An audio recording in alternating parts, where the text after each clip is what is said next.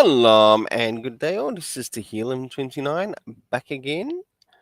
And as you can see here,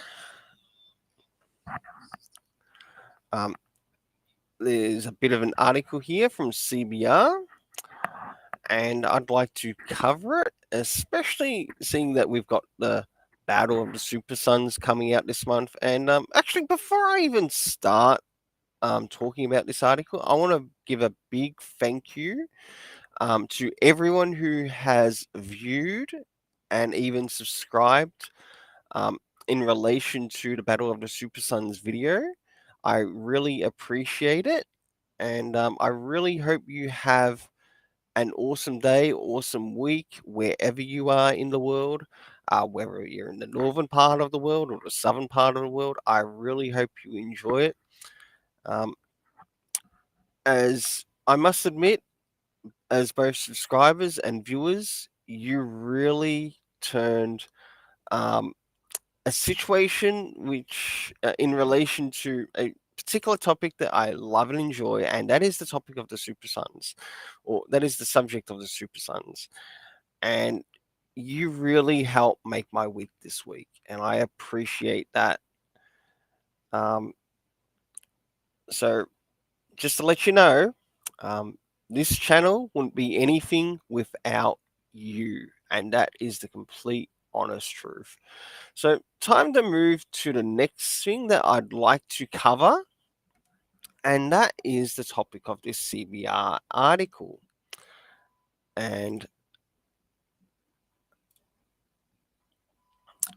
in this CBR article, I must admit, I actually sort of agree with what they say here.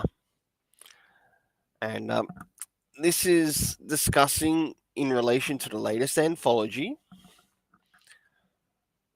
to which we learn that the latest anthology, Super Sons, highlights why the Super Sons and Gotham Academy need to come back.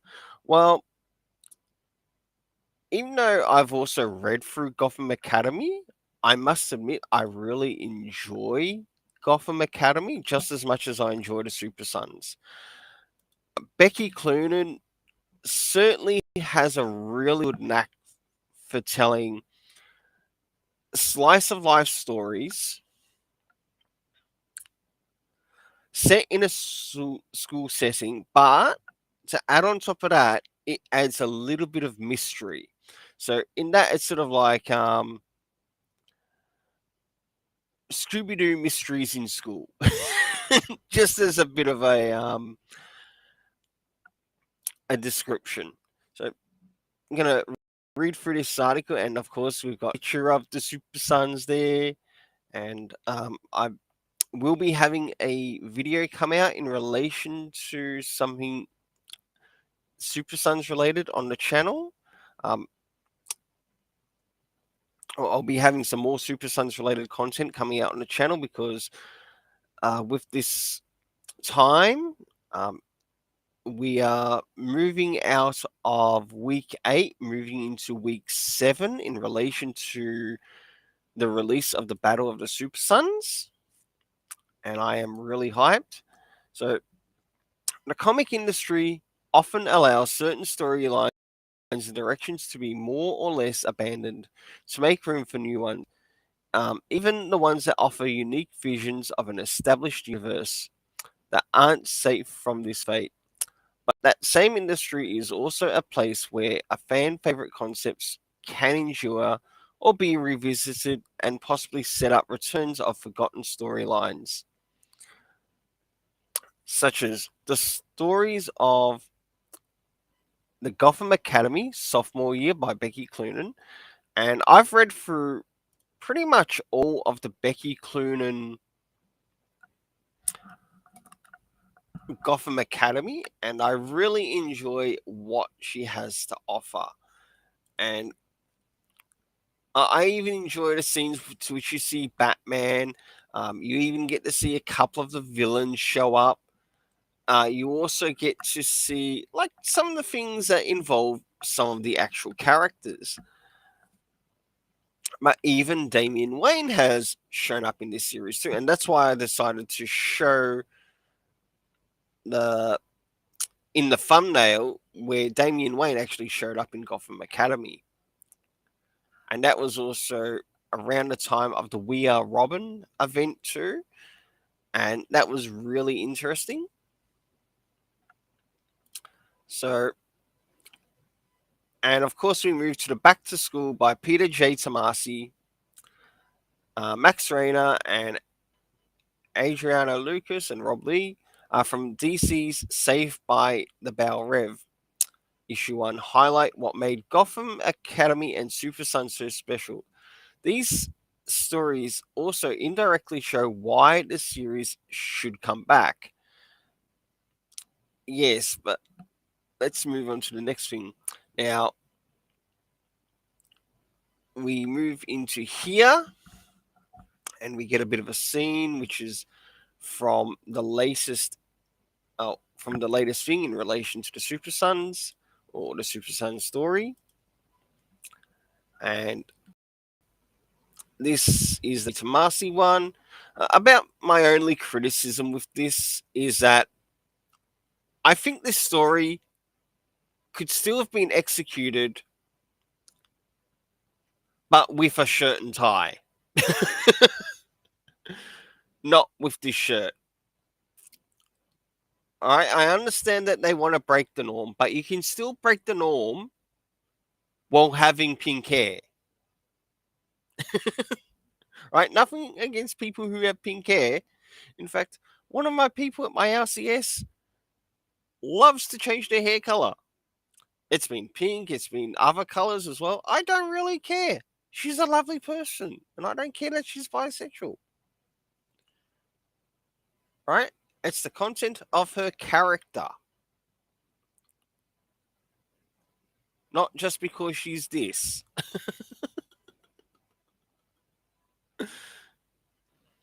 Now, both stories seem to fit well into the pre established canon of the current DC universe. Super Sons takes place relatively recent past before John Kent ventured into space.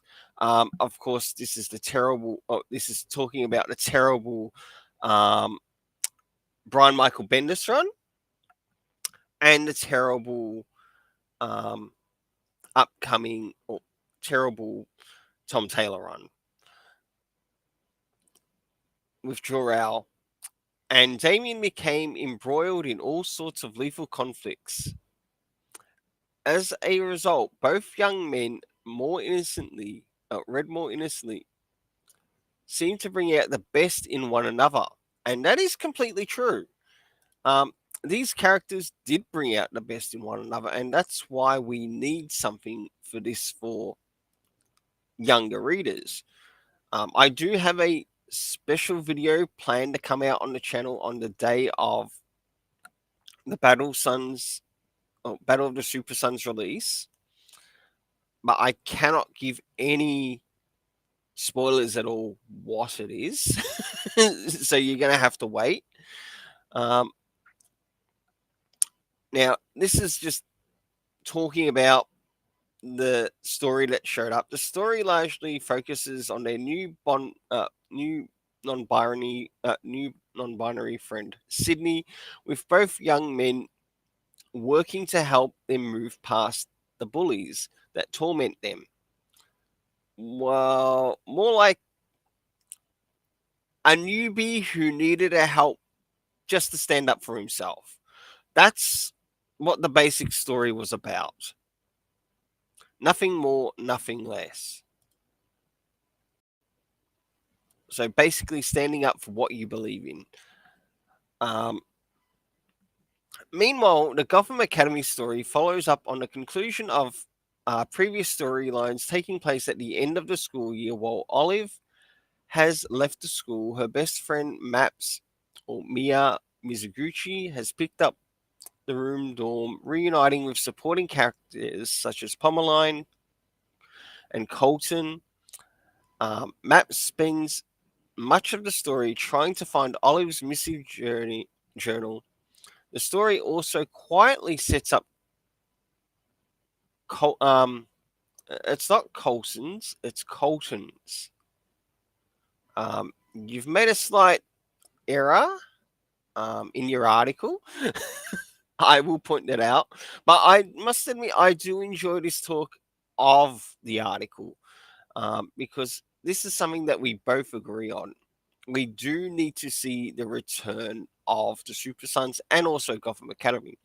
But there is also another series that also did some things with the school side of the storyline, and that is Young Justice.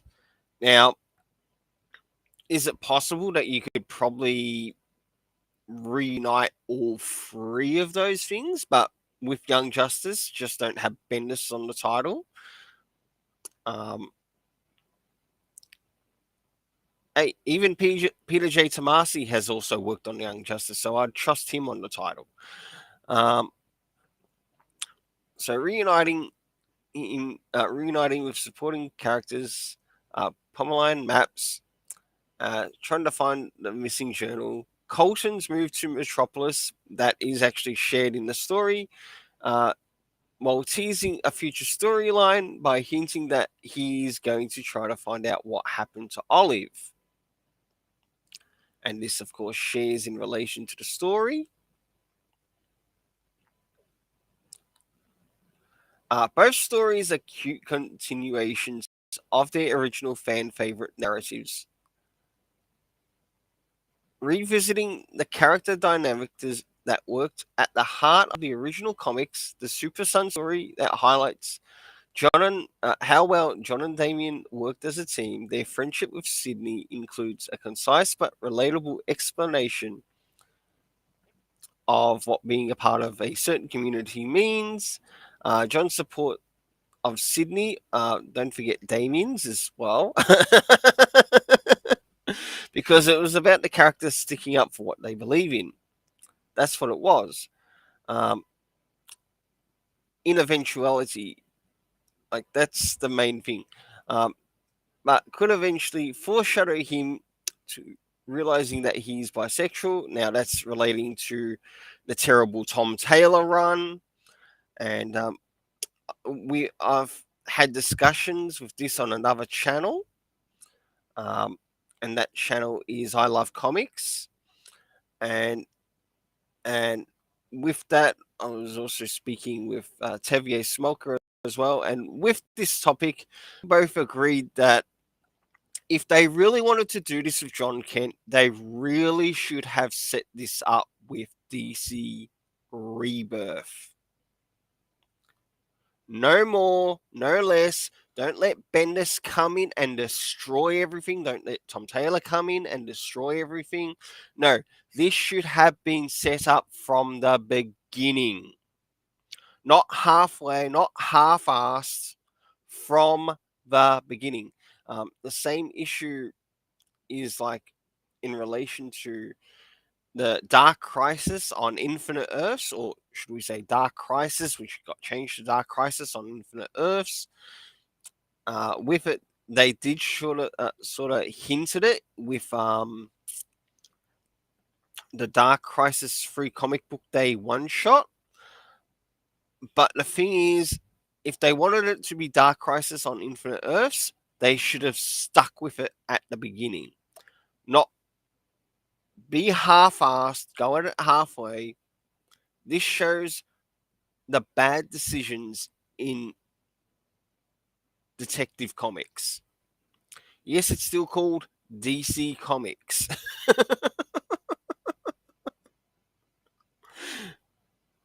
All right? Just because it's dropped its name to DC, it's still Detective Comics.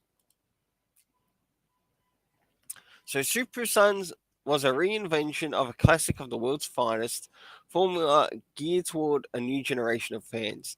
Meanwhile, Gotham Academy was set in the post Flashpoint universe. It was a fun YA mystery. Indeed, it was, and I enjoyed every issue and every trade. I loved reading through them. I loved picking up the trades. In fact, where is the omnibus for this thing? This thing needs an omnibus, right? We got an omnibus for the Super Sons. How about an omnibus for Gotham Academy too?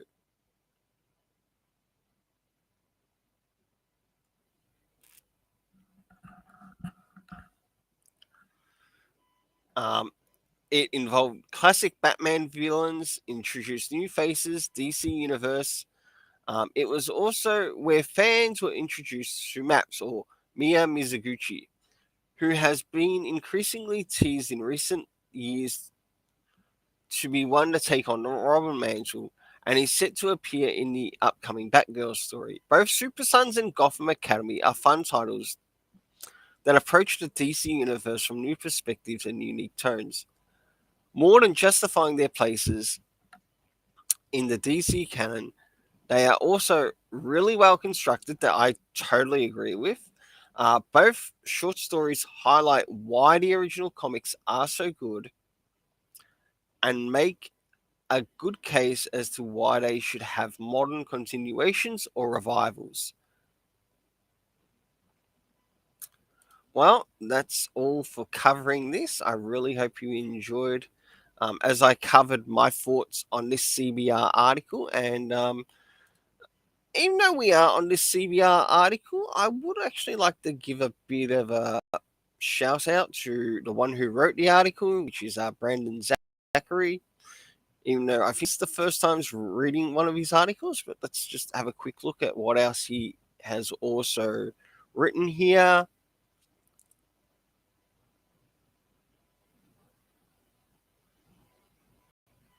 Not a lot, not a lot of interest, but I'll definitely keep an eye out. Should he have anything else of interest? And a big thanks as well to Tevier Smolka for finding this and sharing it. Well, until then, let's keep it colorful and have yourself an